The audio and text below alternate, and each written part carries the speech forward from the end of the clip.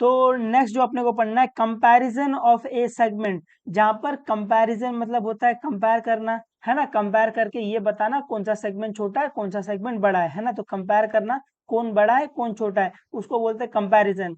जैसे आप लोग के घर में आप हो तो आपका भी कंपैरिजन होता रहेगा ना कि वो शर्मा जी का लड़का है, वो देखो कितना स्मार्ट है कितना पढ़ने में तेज है, तो ये क्या हो रहा है कंपैरिजन हो रहा है। आप जब दो चीजों को कंपेयर करते हो, दो चीजों की तुलना करते हो, तो उसको बोलते हैं कंपैरिजन। उम्मीद है आपको ये समझा है।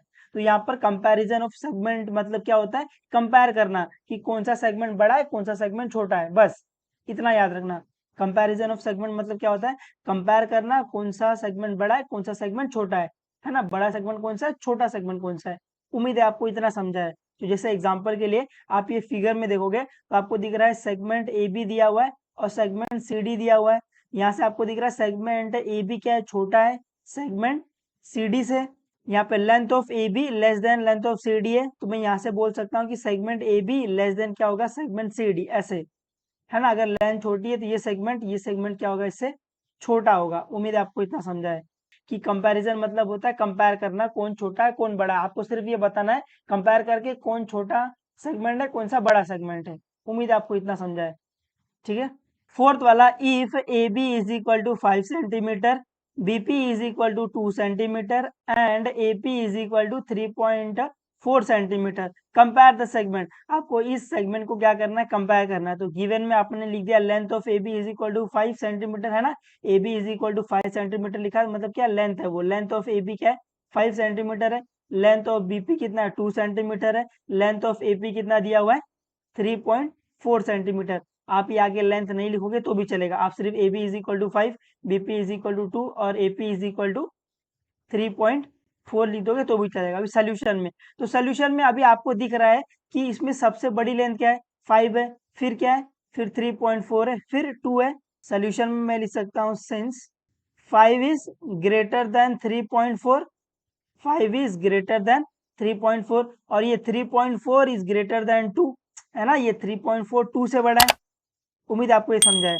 यहाँ पे मैंने देखा सबसे बड़ा 5 है, उसके बाद 3.4 है, उसके बाद 2 है, तो 5 is greater then 3.4, 3.4 greater than 2। उम्मीद इतना समझा है। तो अभी मैं 5 की जगह लिख सकता हूँ ए बी या फिर लेंथ ऑफ ए बी, जो भी आप लिखना चाहो। यहाँ पे लिख सकता हूँ length of A B, length of A B greater की जगह ग्रेटर देन लिखेंगे। 3.4 की जगह मैं लिख सकता हूँ length of A P, length of A P greater than, ये मैं 2 की जगह लिख सकता हूँ length of B P, length of B P. अभी आपको दिख रहा है कि ये वाला ए बी ग्रेटर है एपी के, एपी ग्रेटर है बीपी के, ये वाली लेंथ इससे बड़ी है, ये वाली लेंथ इससे बड़ी है, तो मैं यहाँ से बोल सकता हूँ therefore segment A B greater than segment AP और AP is greater than segment B P. तो हम लोग ने यहाँ पर बता दिया कौन सा सेगमेंट बड़ा है कौन सा सेगमेंट छोटा है। तो ये वाला सेगमेंट सबसे बड़ा है, ये वाला सेगमेंट सबसे छोटा है। उम्मीद है आपको इतना समझा है। आपको सिर्फ इसमें इतना करना है कंपेयर करना है, कंपेयर करके बताना है कौन सा सेगमेंट बड़ा है कौन सा सेगमेंट छोटा है। तो यहाँ पर मैंने देखा 5 2 और 3.4 लिखा था, तो मैंने क्या किया पहले बड़े वाले नंबर को ले लिया, फिर इससे छोटे वाले नंबर को ले लिया, फिर इससे छोटे वाले नंबर को ले लिया।